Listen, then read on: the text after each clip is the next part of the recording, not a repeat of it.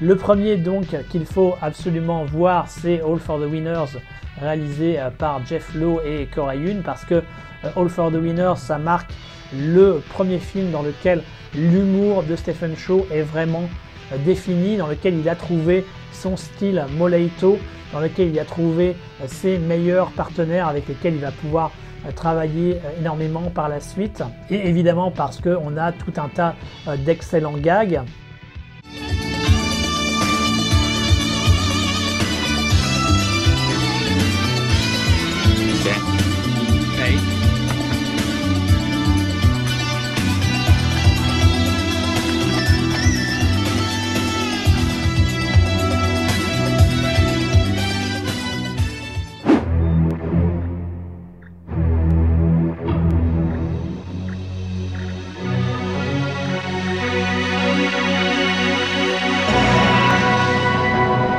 Le deuxième film impératif à voir de Stephen Chow, c'est Fight Back to School, donc réalisé par Gordon Chan, parce que son concept est absolument excellent et qu'il est capable de l'exploiter à la perfection avec un Stephen Chow qui est totalement frustré, totalement en colère, mais une colère renfermée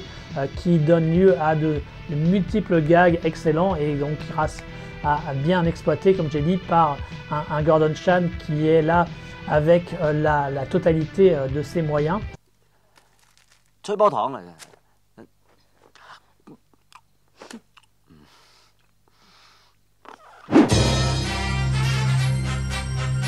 Ensuite, on a God of Gambler 3 Back to Shanghai, réalisé par Wong Jing,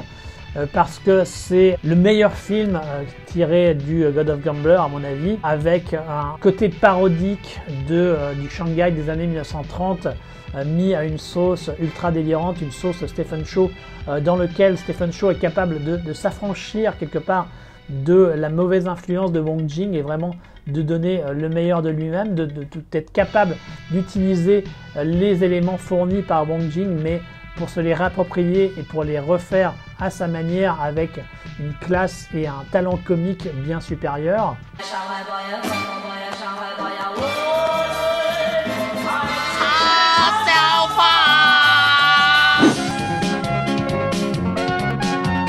Ensuite, on a Magnificent Scoundrels de Lily Chi, parce que Lily Chi est un des tout meilleurs réalisateurs de Stephen Chow, celui qui a été capable de tirer le meilleur de l'acteur, et puis parce qu'on a une cascade de gags absolument délirants. C'est un véritable one-man show de Stephen Chow, one-man show d'ailleurs qui est pas un vrai one-man show parce qu'il a d'excellents partenaires et en particulier ici un duo terrible avec Teresa Mo.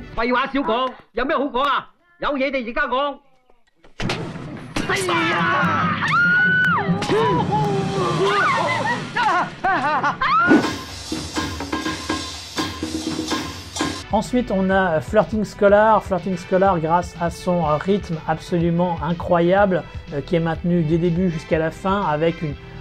cascade de gags absurdes, extrêmement bien vus, extrêmement drôles, qui ne peuvent pas laisser indifférent.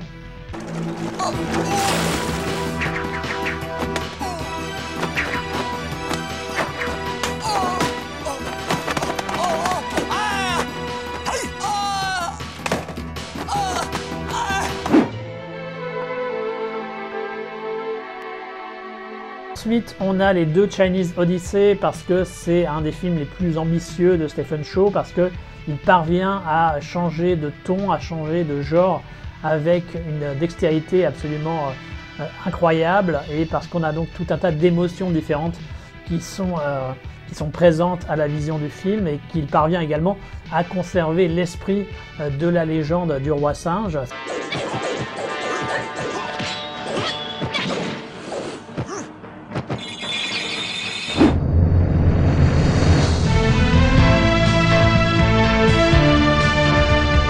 Autre film majeur de Stephen Chow, c'est Love and Delivery, dans lequel il est capable vraiment de proposer ce qu'il y a de mieux en termes d'influence manga, d'être capable de faire un véritable manga live, avec un final qui est à se tordre de rire, avec une Christy Chung absolument magnifique, et avec un duo Stephen Chow, Mantat, qui est probablement un des tout meilleurs duos de ces deux acteurs, qui donne quelque chose d'absolument étincelant et qui mérite évidemment donc d'être vu à toute berzingue. Il faut voir Love and Delivery.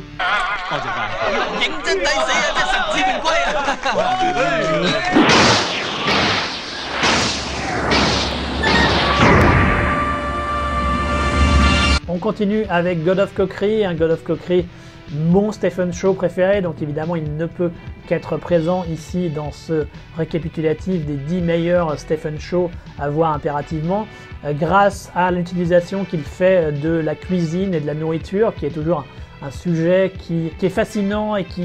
dans lequel on peut toujours se retrouver et qui n'est pas forcément très bien exploité par tous les cinéastes, mais qui ici est fait de manière optimale, avec un parcours du personnage principal qui est aussi très convaincant et finalement assez touchant, et puis avec évidemment ce qu'il faut de gags totalement non-sensiques comme on les aime. Donc God of Cockery, encore une fois un must dans la filmographie de Stephen Chow.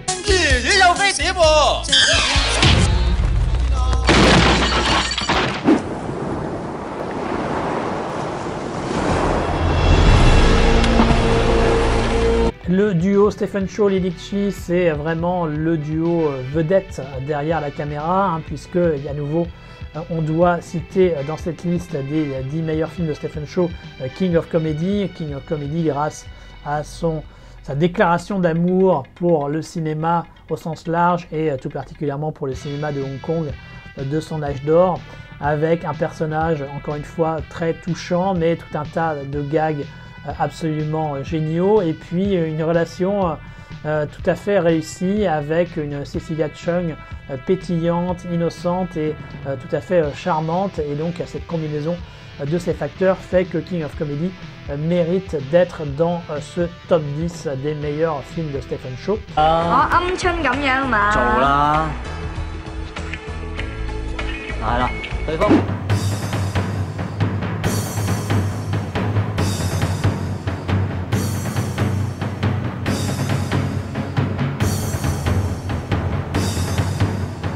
Et on termine évidemment avec une autre collaboration entre Stephen Chow et Lee Ritchie, l'ultime collaboration entre les deux hommes, qui est Shaolin Soccer,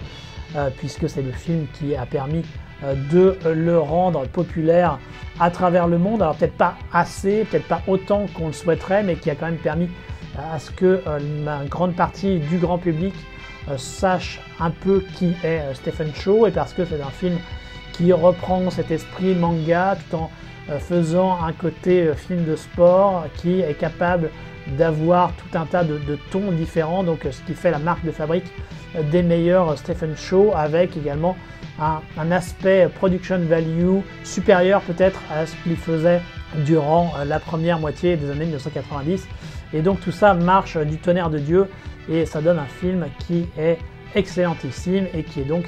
dans les 10 meilleurs films de Stephen Chow. Voilà.